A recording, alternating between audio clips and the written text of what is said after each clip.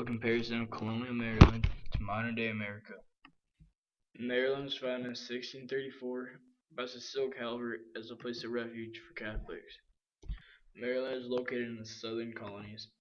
It has a range of climates such as cold winters and hot summers in the west, relatively cool because of the Appalachian Highlands in the north, and humid summers in the east. Clear Lake is pretty flat with a few hills with a lake in the middle. A huge event in Clear Lake's history was when Buddy Holly's plane crashed after playing his last concert here at the Surf. Growing up in Clear Lake would have been really fun in the 1960s. The Surf was always having shows and the lake was still really clear.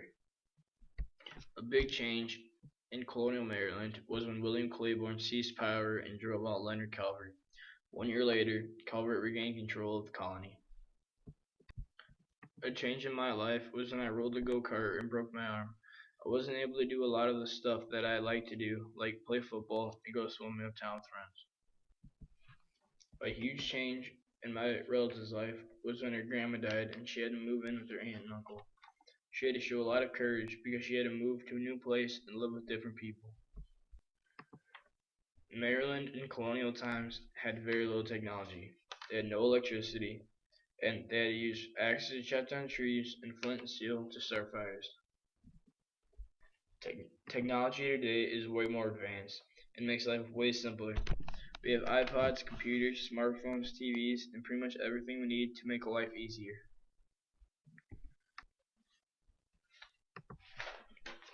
In the early 1960s, there was not the technology we have today. There was electricity, color TVs, and cassette players. The chores during colonial times were very strict.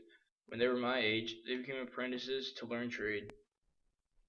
The chores that I have are really simple. I only have to keep my room and bathroom clean and clean up any messes that I make. The chores that my relative had were pretty simple. All she had to do was keep her room clean, do dishes, and clean up any messes that she made. People in colonial Maryland wore things such as banyans, breeches, coats, and cloaks.